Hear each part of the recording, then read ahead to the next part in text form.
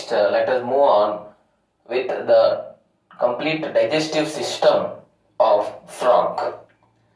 Here, firstly you remember that the digestive system of frog, consists of alimentary canal and the digestive glands. See, we have all the complete alimentary canal. Okay, to go with that, there are so many glands. Say for example, the most important gland, liver is present, alright, as well as we can find, other organs as well. Okay, we'll discuss each one of this.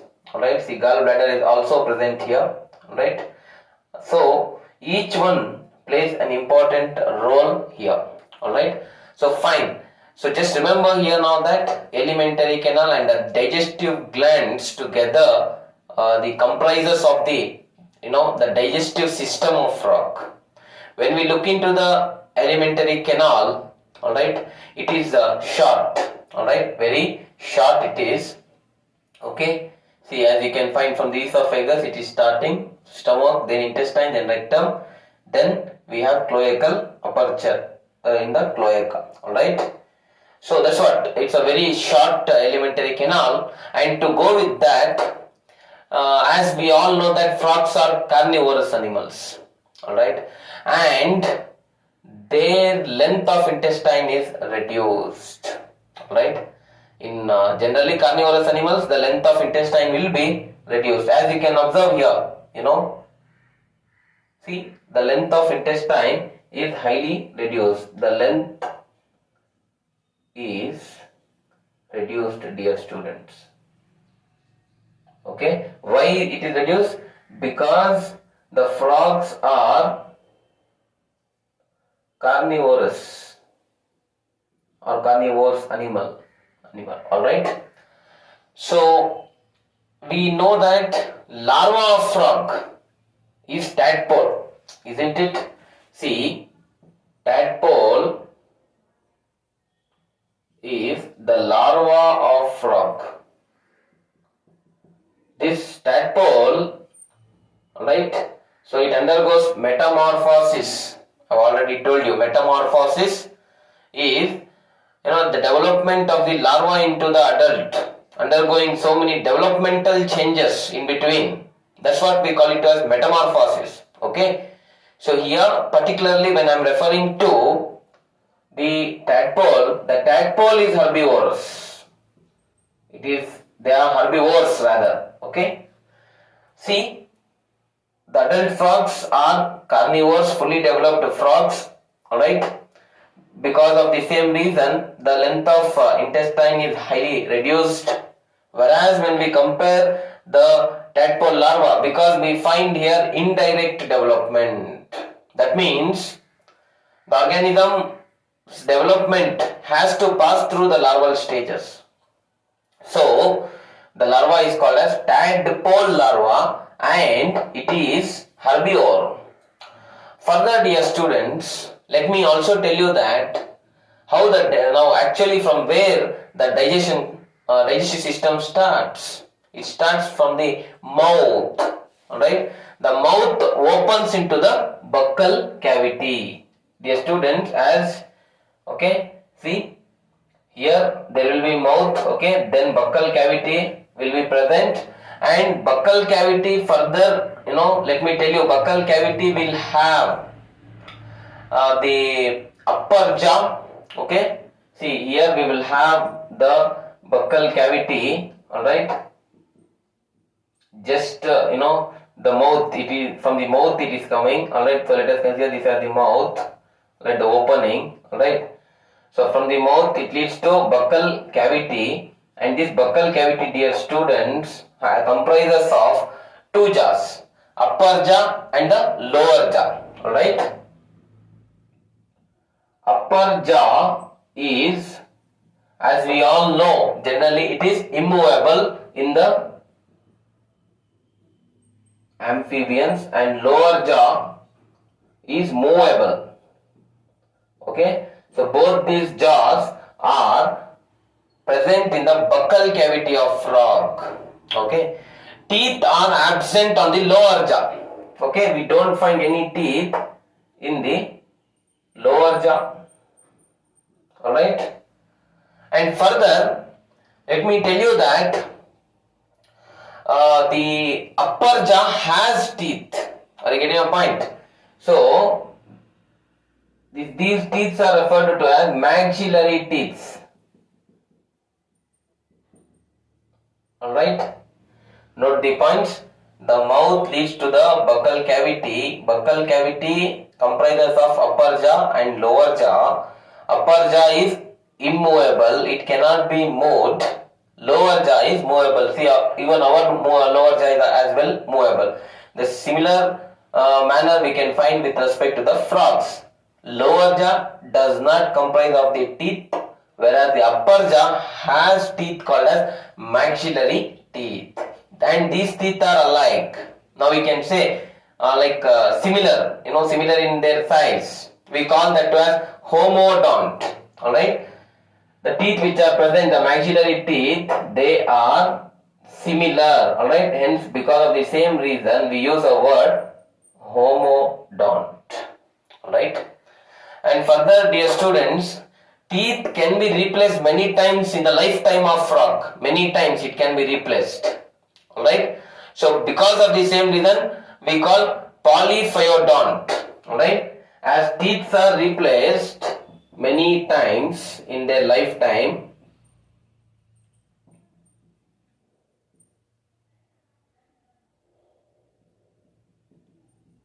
alright, we call that as polyphyodont. Note this point, dear students. Okay.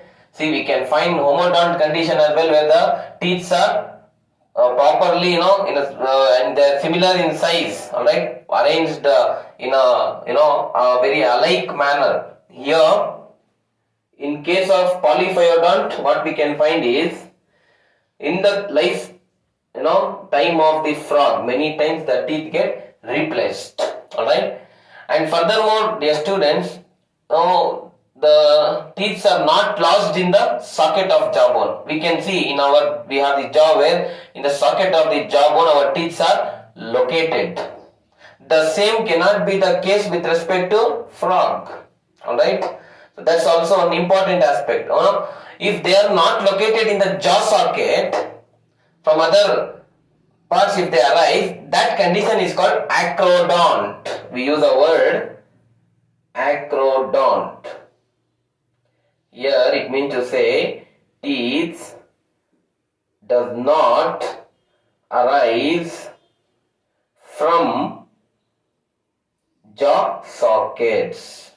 Alright. 3 conditions. One, you remember homodont, arrangement of teeth alike.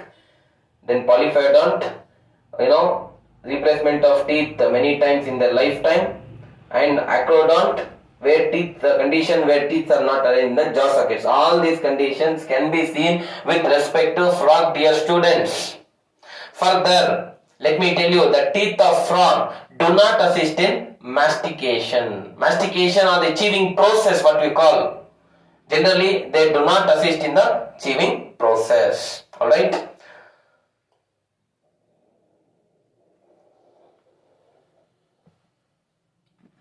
Dear students, till now we discussed from the mouth the buccal cavity arises. The buccal cavity has the upper jaw and the lower jaw. Upper jaw is generally not movable. Lower jaw is movable. Teeth can be arranged in 3, similar alike manner. We call homodont.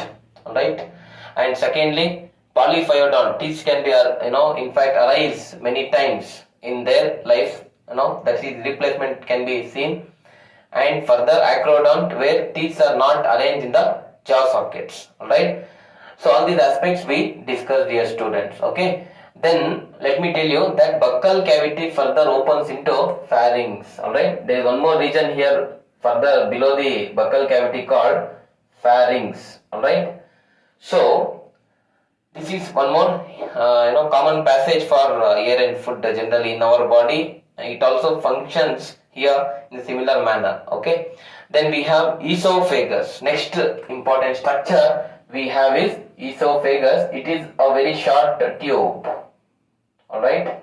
It's a very short tube that opens into the stomach. See, as you can observe, the esophagus is opening into the stomach. Alright. This is one important aspect. See, mouth leads to buccal cavity leads to pharynx further leads to esophagus. Esophagus is a short tube which is leading up to the stomach. Alright, dear students. And dear students, stomach continues as the intestine. See, lower part of the stomach, you can see it is continuing as what? Intestine. Here, dear students, we can find two parts here. Alright. Duodenum and ileum. The first part, the initial part of the intestine is called duodenum. Alright. And the lower part here it is called as the ileum. Alright. Here jejunum is absent. Alright. We can find only two parts here, duodenum and ileum. Alright. Then rectum is the, what I can say, part of the large intestine. These are the, generally we can say the rectum which is present here. Alright, this part, okay, this part, rectum, it is the part where all the waste will get stored, right? So that's what. So rectum is a part of, actually it's a large intestinal part. Fine. So rectum finally opens outside by cloaca. Alright, see, there is a structure called cloaca. So rectum opens through the cloaca, which has an opening called cloacal aperture, right, where all the digested food materials, after digestion, the remaining food materials, that is the waste materials, will be excreted outside the body. Okay, so this is the digestive system. Okay, so see, almost cloaca receiving rectum. This cloaca, or get my point, and rectum, can be seen in both sexes, that is male as well as in case of females. In males, dear students, one more very important aspect, urinogenital ducts open into cloaca. See, there are urinogenital ducts as well. Alright, so that also open into cloaca, and the digestive system, right, that is through the small intestine, it is coming to rectum, and rectum is further leading to cloaca. Both can be seen in case of males. In case of females, ureters and the oviducts. Ureters and the ureters from the kidney, and the oviducts from the, that oviducts we call fallopian tubes. Alright, dear students, that is the tube, which is where in fact the transportation of egg and fertilization of egg occurs in female reproductive tract. Both that open in the cloaca. Just these are the general points you can remember, dear students. Now let us talk about the most important gland, alright, of the digestive system, called as liver. Right? When we consider liver, dear students, let me tell you, it is the largest gland which can be present in the body of frog. Alright? Well, largest gland present in the body of frog, where it is present just behind the heart. Alright? See, why I have represented here, heart is not the part of digestive system, it's a part of the circulatory system. Yet I have shown here because to represent just very much near, or getting a point, or just behind the the heart, we can find the important largest digestive gland called as the liver. Alright, and liver is two-lobed. Okay, it has two lobes. Right, correct. And to go with that, it also has a gallbladder. As you can observe here, even gallbladder is also present to store the bile. Alright, so what is stored in the gallbladder? The bile is stored. Alright, bile is very important for the digestion process. Alright, for the frog. Alright, it helps in the digestion of the complex molecules into the simpler ones. We will discuss about that. Okay, and then further, dear students, let me tell you, pancreas are present. It produces the pancreatic juice. Okay, so this is the one. Okay, somewhere just near here we can find the pancreas as well. Okay, so which help in the secretion of the pancreatic juice as well, having the digestive enzymes. The pancreas, rather, as I said you, somewhere near the stomach itself. Alright, here somewhere near we can find the pancreas. Alright, So these pancreas will, as I said you, will secrete the pancreatic juice. Okay.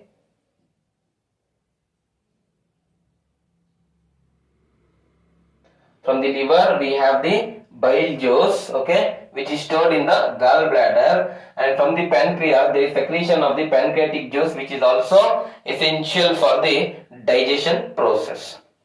Dear student, now let us understand how does the digestion of food occur. See, firstly it takes place majorly by the action of HCl and also gastric juices which are secreted in the stomach, walls of stomach. See, these walls of stomach, alright, will secrete the HCl and gastric juices. Alright, so that is where the digestion of food majorly starts. And after getting digested the food here in the stomach, the digested food in the stomach is called as chyme. Alright, we call that as chyme. This chyme, dear students, will move from the stomach to the intestinal part. So first intestinal part, what we have here, we have the first intestinal part, that is the duodenum. Are you getting my point, dear students? The part of the small intestine. Okay.